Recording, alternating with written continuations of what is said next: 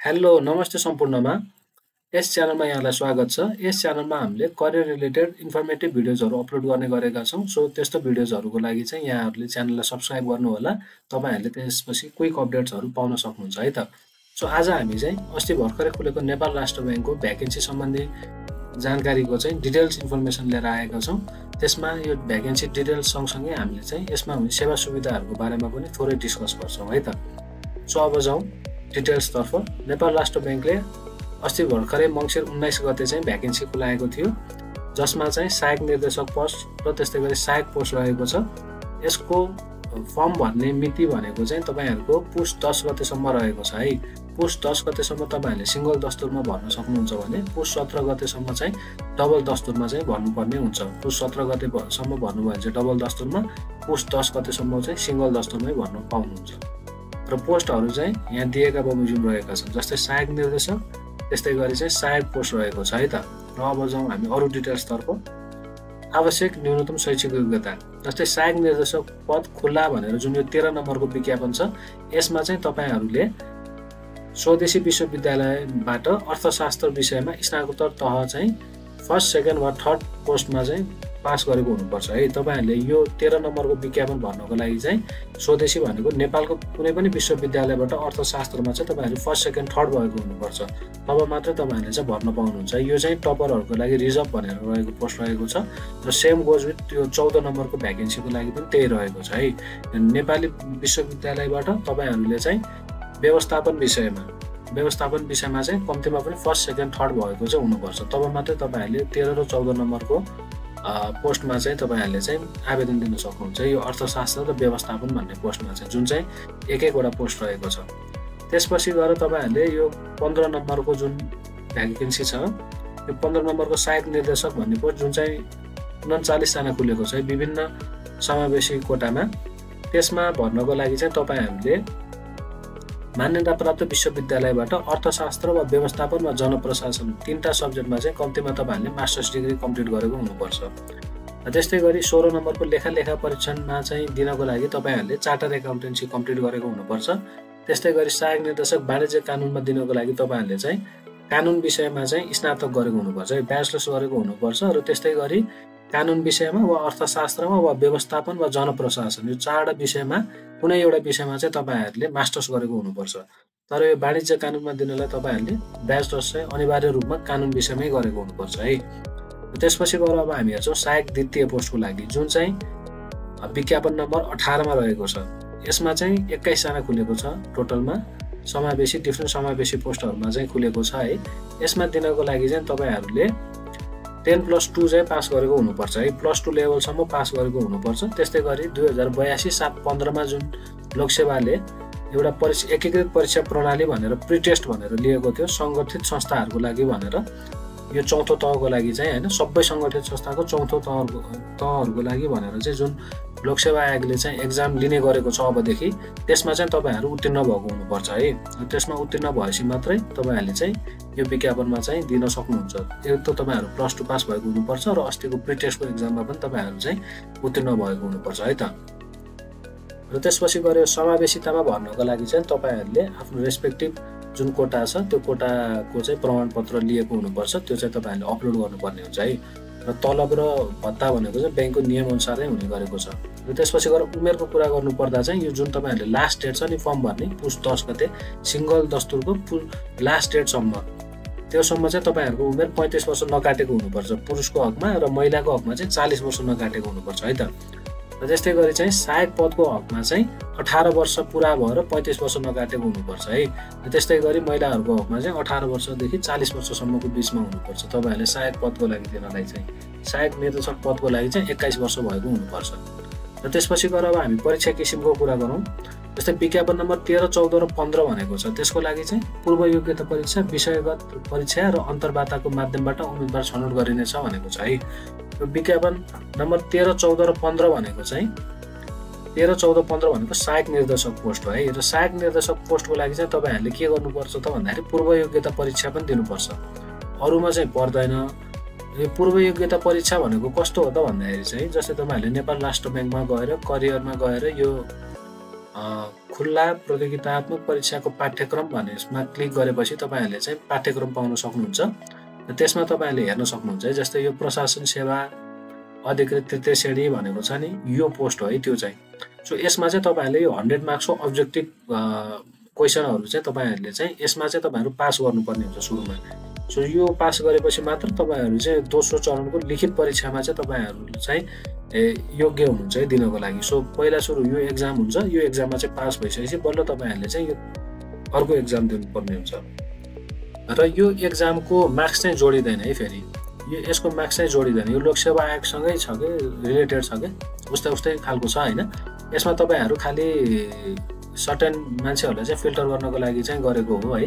So यसमा चाहिँ तपाईँहरूको कुनै पनि मार्क्स जोडिँदैन। मेन जोडिने भनेको यो तलको मार्क्स हो, 300 मार्क्स जति चाहिँ जोडिन्छ। 300 चाहिँ फुल मार्क्स हुन्छ रिटर्नको चाहिँ, यो चाहिँ विषयगत हुन्छ, सब्जेक्टिभ हुन्छ है। सो माथिको अब्जेक्टिभ चाहिँ यो खालि तपाईँहरूलाई चाहिँ एउटा प्रिटेस्ट टाइपको मात्रै हुन्छ। यो चाहिँ 6औं तहको प्रशासन सेवाको लागि, जुन यो 13, 14, 15 भनेको छ, यो 13, 14, 15 सहायक निर्देशक पोस्टको लागि चाहिँ त्यो हुन्छ। त्यस्तै गरी तपाईँहरूको 16, 17 र 18, 16, 17, 18 भनेको 16, 17, 18 भनिसकेपछि 16, 17 र 18 को लागि चाहिँ कुनै पनि प्रिटेस्ट एक्जाम चाहिँ हुँदैन है। तपाईँहरूले खालि सब्जेक्टिभ एक्जामहरू मात्र दिनुहुन्छ। जस्तै हेर्न सक्नुहुन्छ, यो भनेको चाहिँ जस्तै अधिकृतको लागि भइहाल्यो। यो भनेको जस्तै लेखा परीक्षणको लागि चाहिँ 100, 200, 300 मार्क्स मात्रै हुन्छ, प्रिटेस्ट एक्जाम हुँदैन यसको लागि चाहिँ है। तपाईँहरूले सिधै सब्जेक्टिभ क्वेसन चाहिँ फेस गर्ने हो।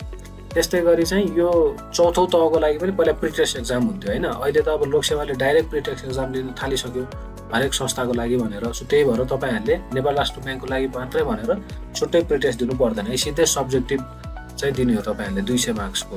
पहिला चाहिँ यहाँ पनि प्रिटेस्ट भनेर हुन्थ्यो तृतीय अधिकृत तृतीयमा जस्तै, तर अहिले चाहिँ यहाँ पनि तपाईँहरूले देख्न सक्नुहुन्छ जुन प्री क्वालिफाई एक्जाम हुन्छ लोकसेवाले लिने सबै संस्थानहरूको लागि, त्यसमा पास गरिसकेपछि अहिले त्यो चाहिँ व्यवस्था हटाएको छ यहाँबाट। सो तपाईँहरूले चाहिँ त्यसमा पास गरिसकेपछि चाहिँ सिधै सब्जेक्टिभ चाहिँ दिने हो।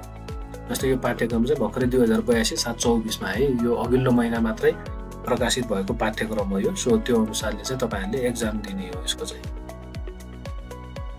सो त्यो रह्यो परीक्षाको किसिमको बारेमा। अब परीक्षा केन्द्रको कुरा गर्नु पर्दाखेरि चाहिँ अरू सबै जसो एक्जामहरू काठमाडौँबाट हुन्छ भने जुन विज्ञापन नम्बर 18 भनेको छ सहायक द्वितीय पोस्ट, यो चाहिँ विभिन्न सेन्टरहरूबाट हुन्छ है। जस्तै धनकुटा, जलेश्वर, काठमाडौँ, पोखरा, बुटोल, सुर्खेत र दिपायल कार्यालयले चाहिँ तोकेको स्थानबाट चाहिँ एक्जामहरू हुन्छ। सो त्यो पोस्टको लागि चाहिँ विभिन्न सेन्टरहरू चाहिँ तोकेको हुन्छ नेपाल राष्ट्रभरि। अब पाठ्यक्रमको कुरा गर्नुपर्दा तपाईँहरू नेपाल राष्ट्र ब्याङ्कको अफिसियल वेबसाइटमा गएर यो करियरको भित्र गएर चाहिँ यहाँबाट गएर परीक्षाको पाठ्यक्रमहरू त्यहाँबाट डाउनलोड गर्न सक्नुहुन्छ है सजिलो हिसाबले।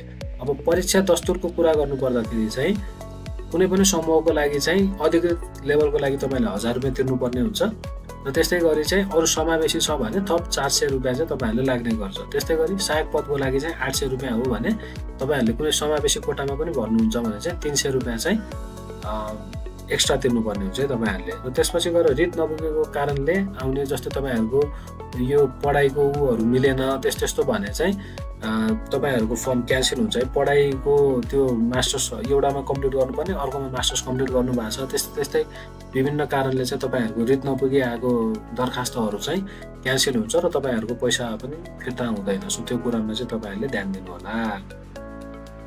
अब यो परीक्षा दस्तुर बुझाउने प्रक्रिया भनेको छ, यो चाहिँ सबै अनलाइन माध्यमबाटै हुन्छ र त्यसपछि गएर तपाईँहरूले दरखास्त पनि अनलाइन माध्यमबाटै पेश गर्नुपर्ने हुन्छ। जस्तै दरखास्त पेश गर्ने तरिका भनेको छ, यो पनि तपाईँहरूले चाहिँ अनलाइन माध्यमबाटै चाहिँ पेश गर्नुपर्ने हुन्छ है। त्यसपछि गएर लिखित परीक्षाको सम्पर्क मिति भनेको पछि यो लोकसेवाले निकाल्ने गर्छ यो चाहिँ। र त्यसपछि गएर तपाईँहरूले यो अनलाइनबाट चाहिँ केही त्यस्तो प्रब्लम आयो भने चाहिँ यहाँ तपाईँहरूले नम्बर पनि दिएको छ, यहाँ गएर चाहिँ तपाईँहरूले कल गरेर त्यो आफ्नो प्रब्लमहरू चाहिँ त्यहाँ राख्न सक्नुहुन्छ है त। र तपाईँहरूले दरखास्त पेश गर्ने तरिकामा यहाँ दिएकै छ। जस्तै एनआरबीमा गएर क्यारियर ट्याबमा जानुपर्छ अथवा डाइरेक्ट यहाँ क्लिक गर्न पनि सक्नुहुन्छ तपाईँले। जस्तै नेपाल राष्ट्र ब्याङ्कको करियर भन्ने ट्याबभित्र तपाईँहरूले चाहिँ यहाँ अनलाइन पोर्टल फर ओपन कम्पिटिसनमा जानुभयो भने चाहिँ यहाँ देख्न सक्नुहुन्छ है। सो सुरुमा चाहिँ तपाईँहरूले रजिस्टर गर्नुपर्ने हुन्छ र यसको कसरी गर्ने भन्ने विषयमा तपाईँहरूले यहाँबाट अनलाइन फारम भन्ने तरिकाबाट पनि गएर हेर्न सक्नुहुन्छ है। यहाँ जानुभयो भने चाहिँ यहाँ तपाईँहरूले सबै प्रोसिडर भनिदिएको छ। सुरुमा चाहिँ तपाईँहरूले रजिस्टर गर्नुपर्ने हुन्छ। रजिस्टर गरेपछि आफ्नो नामहरू राखेर मोबाइल इमेल हालेर चाहिँ रजिस्टर गर्ने र र त्यस्तै गरी रजिस्टर गरिसकेपछि तपाईहरुले लगइन गर्ने, लगइन गरिसकेपछि आफ्नो जुन आवेदन दिने ठाउँ हो त्यसमा गएर आवेदन दिने रिक्वायर पोस्टमा। त्यस्तै गरी चाहिँ तपाईहरुले त्यहाँ देखाएको इन्फर्मेसनहरु चाहिँ हाल्दै जानुपर्छ हैन। आफ्नो डकुमेन्ट्सहरु पनि यही अपलोड गर्नुपर्छ र तपाईहरुले पेमेन्ट पनि यहीबाट गर्न सक्नुहुन्छ है। कनेक्ट आइपिएस, ई-सेवा, खल्ती त्यसको माध्यमबाट चाहिँ तपाईहरु एकचोटी सिस्टम भित्र छिरिसकेपछि त्यहाँ अप्सनहरु देखाएको हुन्छ। त्यहाँ अप्सनहरुमा क्लिक गरेर चाहिँ तपाईहरुले चाहिँ फर्म भर्न सक्नुहुन्छ।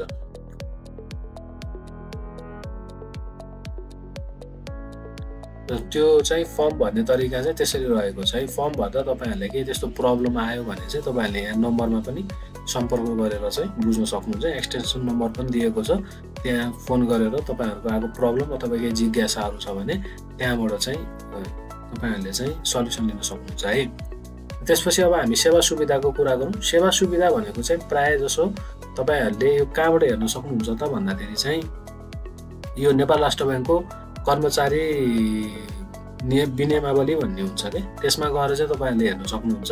यो पनि तपाईहरुले नेपाल राष्ट्र बैंकको अफिसियल वेबसाइटमै भेटाउन सक्नुहुन्छ है। जस्तै तपाईहरु त्यसको लागि चाहिँ लजमा गएर यो रुल्स एन्ड बाइ लजमा जानुभयो भने त्यहाँनिर चाहिँ तपाईहरुले यो डकुमेन्टहरु भेटाउन सक्नुहुन्छ। त्यसमा कर्मचारी सञ्चय कोष, कर्मचारी कल्याणकारी कोष, विभिन्न चाहिँ कर्मचारीहरुले पाउने तलब सुविधाहरुदेखि लिएर गएर अरु सबै इन्फर्मेसनहरु कर्मचारीलाई चाहिने त्यहाँ राखेको हुन्छ। त्यहाँबाट तपाईहरुले इन्फर्मेसन लिन सक्नुहुन्छ। र यो सेवा सुविधाको बारेमा एउटा लेटेस्ट रिपोर्ट पनि आएको छ है। लेटेस्ट रिपोर्ट चाहिँ हामीले यहाँ गएर हेर्न सक्छौं। जस्तै यो राज्य कोषबाट लगानी भएका नियामक निकाय, प्रतिष्ठान, बोर्ड, समिति तथा सार्वजनिक संस्थान लगायत निकायका पदाधिकारी र कर्मचारीको पारिश्रमिक तथा सुविधा एकरूपता कायम गर्ने सम्बन्धी सुझाव कार्यदलको प्रतिवेदन भनेर चाहिँ एउटा मिनिस्ट्री अफ फाइनान्सबाट चाहिँ पब्लिस भएको एउटा रिपोर्ट हो हैन। लेटेस्ट रिपोर्ट हो यो। भर्खरै कार्तिक 2082 भनेको आजभन्दा लगभग 1 महिना अगाडि मात्रै यो चाहिँ रिपोर्ट प्रकाशित भएको हो। र यो रिपोर्टको अनुसारले तपाईहरुले हेर्नुहुन्छ भने चाहिँ जस्तै सार्वजनिक संस्थानमा चाहिँ 6औं तहको कर्मचारीहरुले पाउने सेवा सुविधाहरुको तुलनात्मक विवरण पनि दिएको छ है। विभिन्न संस्थाहरुमा चाहिँ 6औं तहको कर्मचारीले कति चाहिँ सेवा सुविधा पाउँछन् भनेर चाहिँ यहाँ दिएको छ। र यसमा सबैभन्दा धेरै सेवा सुविधा पाउने चाहिँ नेपाल राष्ट्र बैंक नै देखिएको छ है। 1 नम्बरमा तपाईहरुले हेर्न सक्नुहुन्छ नेपाल राष्ट्र बैंक रहेको छ। यसमा तपाईहरुको तलब भनेर मात्र तपाईहरुले यो जनरल डिटेल्सहरु चाहिँ यहाँबाट हेर्न सक्नुहुन्छ भने यो स्पेसिफिक यो लेटेस्ट रिपोर्टको आधारमा हेर्ने डिटेल्स हेर्नुहुन्छ भने चाहिँ तपाईहरुले नेपाल राष्ट्र बैंकमा तलब मात्रै 6औं तहको लागि 50,100 रुपैयाँ रहेको छ। त्यसैगरी खाजा भत्ता भनेर 9,600 रुपैयाँ रहेको छ है। त्यस्तै अन्य भत्ताहरु भनेर तपाईले हेर्नुहुन्छ भने जस्तै अस्थानीय भत्ता भनेर 5,700, त्यस्तै गरी केन्द्रीय ब्याङ्क भत्ता भनेर चाहिँ 37,240, त्यस्तै गरी खाजा खर्च भनेर 9,600, त्यस्तै गरी चाहिँ इन्टरनेट सुविधा भनेर 3,170 को दरले चाहिँ दिएको छ। सो जम्मा बोनसहरु मात्र तपाईहरुको 55,710 हुन्छ है। सो कुल जम्मा भनेको महिनामै तपाईहरुको 1,15,410 हुन जान्छ। र यो चाहिँ वार्षिक रूपमा पाउने हो है। अझै पनि तपाईहरुले चाहिँ वार्षिक रूपमा 50,100 रुपैयाँ एकमुष्ट पाउन सक्नुहुन्छ चाडपर्वको खर्च भनेर। त्यस्तै गरी वार्षिक उत्सव भनेर 93,000 रुपैयाँ, त्यस्तै गरी कर्मचारी कल्याणकारी सञ्चय कोष भनेर 72,000 रुपैयाँ चाहिँ पाउनुहुन्छ है त। सो यो चाहिँ एकदमै धेरै राम्रो सेवा सुविधा रहेको छ 6औं तहको कर्मचारी भनेको, जुन यो अहिले खुलेको नै 6औं तहकै लागि हो हैन। सो तपाईहरुले अरु निकायहरुको कम्पेरिजन गर्नु भने चाहिँ नेपाल राष्ट्र बैंकमा चाहिँ एकदमै राम्रो सेवा सुविधा रहेको छ है। र यही अनुपातमा हुन्छ 4औं तहको पनि, लगभग अलिअलि घटबड होला। तर यो भत्ताहरु हेर्नु भयो भने चाहिँ लगभग उस्तै त नभनौं, तर जस राम्रै हुन्छ। 6औं र 4औंमा जस राष्ट्र बैंकमा चाहिँ बोनसहरु गरेर तपाईले यही हेर्न सक्नुहुन्छ है। जस्तै यो लेटेस्ट रिपोर्टको अनुसारले पनि तपाईले हेर्नुहुन्छ भने चाहिँ जम्मा खर्च 1,15,000 रुपैयाँ हुन्छ मासिक तलब मात्रै। यो वार्षिक पाउने बोनसहरु समेत गर्ने हो भने त लगभग तपाईको महिनाकै 1,35,000 30,000 जति हुन जान्छ।